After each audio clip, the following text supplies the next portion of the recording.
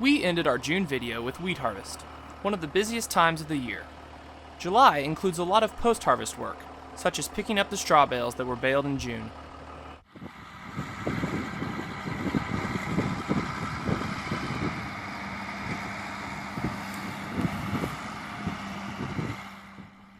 Here you can see my brothers Nathan and Kendall stacking bales on the semi-trailer.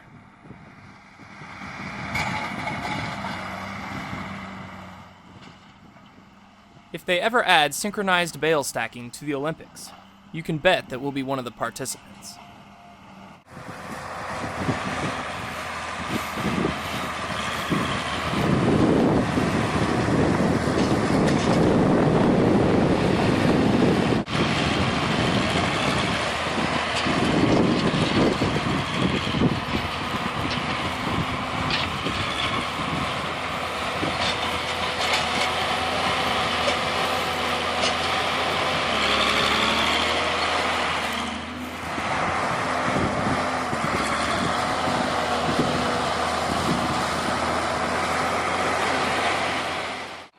As you can see, we had a lot of bales to pick up, and it took us quite a few days to get it all done.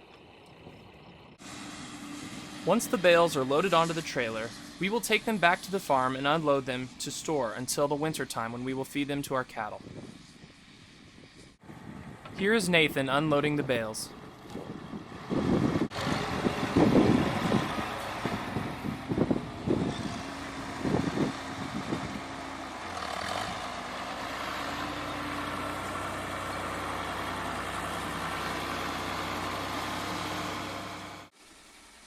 Once the wheat fields are cleared, we have the option of what is called double cropping into the wheat stubble. This means that we will try and raise a second crop in the field that we just harvested. Here is a video of us loading the drill up with fertilizer to begin planting the double crop. By doing this, we will get 2 crops out of our field instead of just 1. We do this using a planting method called no-till.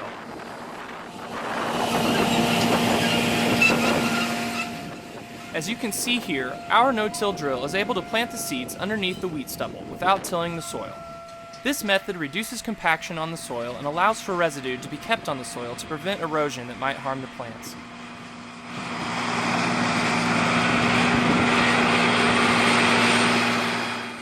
No-till also reduces labor, fuel, and machinery costs because the farmer doesn't have to till his field, and it will help retain the moisture in the soil needed to grow the next crop.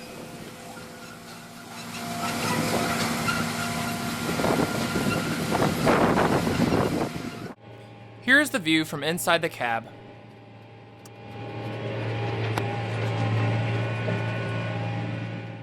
Once the double crop is in the ground, farmers must wait for rain in order for it to grow. There are some things that we do to help it along, such as irrigation, which you see here. We pump the pond water you saw in the last shot out onto our fields of corn using what is called a center irrigation pivot. This can be a lot of work to get going, as you can see my dad walking through the corn in the heat of the day to work on the pivot, but the right amount of irrigation can mean the difference between a good crop and a bad one. Last year, our crops looked like this in July. We had a terribly dry summer and only got a few inches of rain in several months. This July, however, was completely different. It started out dry, and we wondered if we should even double crop after last year. But in the last half of July, we received over 10 inches of rain in a week, more than we had had all summer last year. Water, water, water, water, water. Yeah. That afternoon, we received over 4 inches of rain in a few hours, causing heavy flooding on an already wet ground. This caused damage to our crops, bales, and buildings, but the rain itself was needed and will help more than it hurt. The creek has overflowed its banks and is running around both sides of our house. Pretty crazy.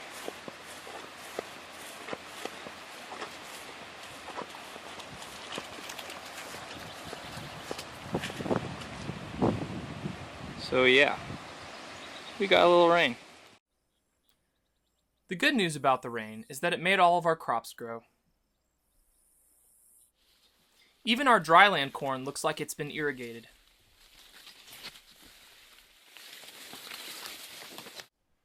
Our ponds in the pasture are full, giving the cattle water to drink, which has been lacking in the last couple years.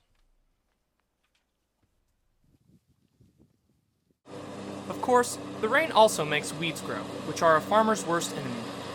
Weeds are controlled on our farm by mowing, spraying, as well as cattle grazing on them. Here you can see Nathan finishing putting up an electric fence around one of our wheat fields. We let our cattle out onto the wheat fields to graze the weeds and grass that have grown up from all of the rain.